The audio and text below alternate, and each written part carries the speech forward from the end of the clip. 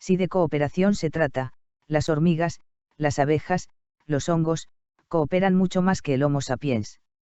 Sin Estado, sin políticos, con más eficiencia, y tienen conciencia, saben lo que tienen que hacer, algo guía el proceso. En proporción, su límite es nuestro límite también. Haz una narrativa amplia y expandida al máximo al respecto. Ponle título y ambos como autores. La geometría de la cooperación, lo que las hormigas, las abejas y los hongos saben. Por Gabriel y ChatGPT. Existe una idea profundamente arraigada en la cultura humana, la creencia de que somos la especie más avanzada porque poseemos lenguaje complejo, tecnología, instituciones, leyes, gobiernos, estados, religiones, universidades, mercados y sistemas políticos. Sin embargo, cuando uno observa con atención el funcionamiento de la naturaleza, aparece una pregunta incómoda. ¿Y si la cooperación más eficiente del planeta no fuera humana? Porque allí están las hormigas. Allí están las abejas. Allí están los hongos. Y ninguno de ellos tiene parlamentos. Ninguno tiene ministerios. Ninguno tiene campañas electorales. Ninguno tiene discursos. Ninguno tiene constituciones escritas. Y aún así funcionan. A veces, incluso, funcionan mejor que nosotros. La inteligencia que no necesita un cerebro central. Un hormiguero puede contener millones de individuos. Cada hormiga posee una capacidad cognitiva extremadamente limitada. Una hormiga aislada parece casi insignificante. Pero el hormiguero completo se comporta como una inteligencia colectiva. Encuentra alimento. Construye estructuras. Defiende territorios. Distribuye recursos. Administra riesgos. Resuelve problemas. Se adapta. Sobrevive. Nadie dirige. Nadie ordena. Nadie gobierna.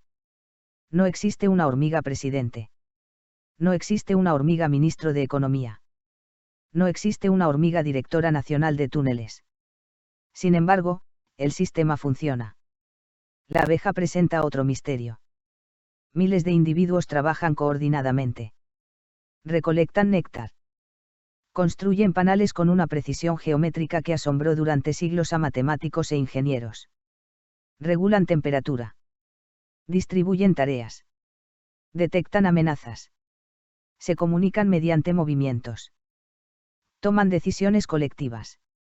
Y todo ello ocurre sin una autoridad central consciente que planifique cada paso. La organización emerge. No se impone. Los hongos llevan el fenómeno aún más lejos. Durante mucho tiempo los consideramos organismos simples. Hoy sabemos que bajo nuestros pies existen redes gigantescas de micelio. Algunas abarcan kilómetros enteros. Millones de conexiones. Millones de intercambios. Millones de decisiones químicas. Transportan nutrientes. Redistribuyen recursos. Conectan árboles. Permiten cooperación entre especies distintas. Algunos científicos han llegado a llamarlas, metafóricamente, el Internet del bosque. No porque piensen como nosotros, sino porque conectan. Transmiten. Distribuyen. Equilibran. El misterio de la coordinación. Entonces aparece una pregunta fascinante. ¿Qué guía todo eso? ¿Por qué algo parece guiarlo? No vemos un director. No vemos un gobernante. No vemos un planificador. Y sin embargo existe orden. Existe dirección. Existe coherencia. Existe propósito funcional. La respuesta tradicional es el instinto. Pero el término instinto suele ser una forma elegante de decir. Sabemos qué ocurre, pero no comprendemos completamente cómo. Decimos que la abeja sabe construir un panal por instinto. Que la hormiga sabe organizar una colonia por instinto. Que el micelio sabe redistribuir recursos por mecanismos evolutivos. Todo eso es cierto. Pero sigue siendo extraordinario. ¿Por qué la pregunta permanece? ¿Cómo surge una inteligencia colectiva a partir de individuos tan limitados? El Homo sapiens y la paradoja de la complejidad. Nosotros poseemos cerebros enormes. Lenguaje simbólico. Matemáticas.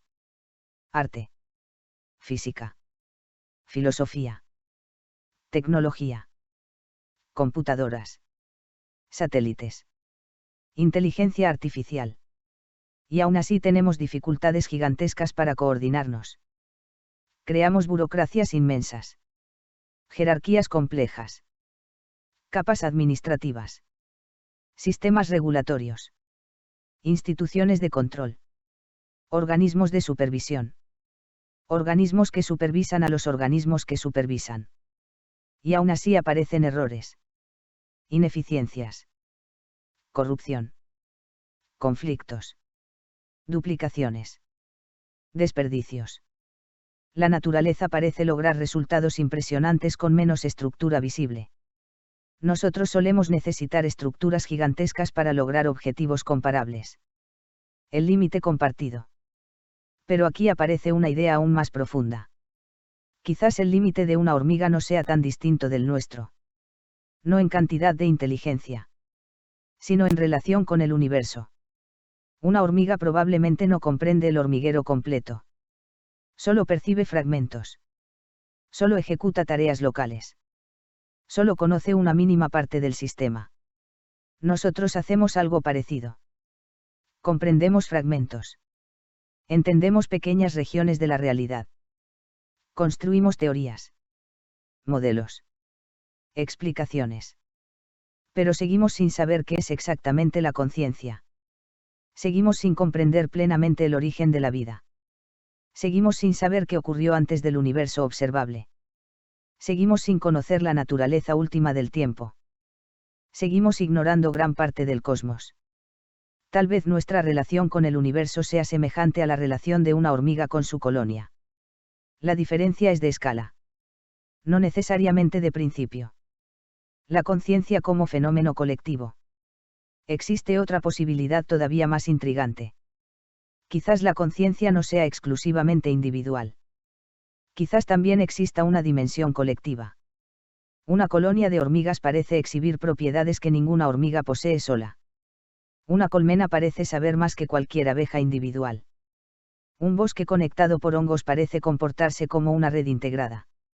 Del mismo modo, la humanidad completa podría constituir una forma de inteligencia superior a la suma de sus individuos. La ciencia, la cultura, la tecnología, la memoria histórica, Internet, las bibliotecas, las universidades, las tradiciones. Todo ello forma una mente distribuida. Una especie de cerebro planetario en construcción. Ningún ser humano conoce todo. Pero la humanidad, colectivamente, sabe muchísimo. Mucho más de lo que podría saber cualquier individuo. La ilusión del control. Quizás una de las mayores diferencias entre nosotros y las hormigas sea psicológica. Nos gusta creer que controlamos los procesos. Nos gusta imaginar que dirigimos la historia. Nos gusta pensar que los líderes mueven el mundo. Pero la historia muestra algo diferente. Millones de decisiones individuales. Miles de variables. Interacciones imposibles de calcular. Retroalimentaciones constantes.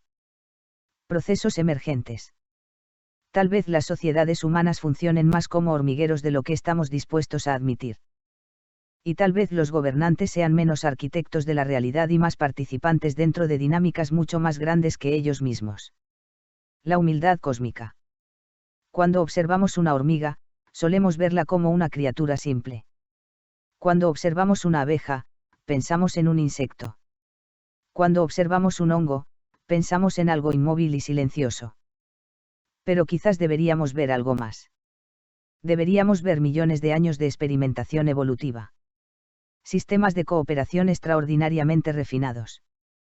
Soluciones elegantes a problemas complejos. Formas de organización que surgieron sin ideologías, sin teorías políticas y sin discursos. No porque sean perfectas. Tampoco lo son. También fracasan. También colapsan. También tienen límites. Pero esos límites son parte de una verdad mayor.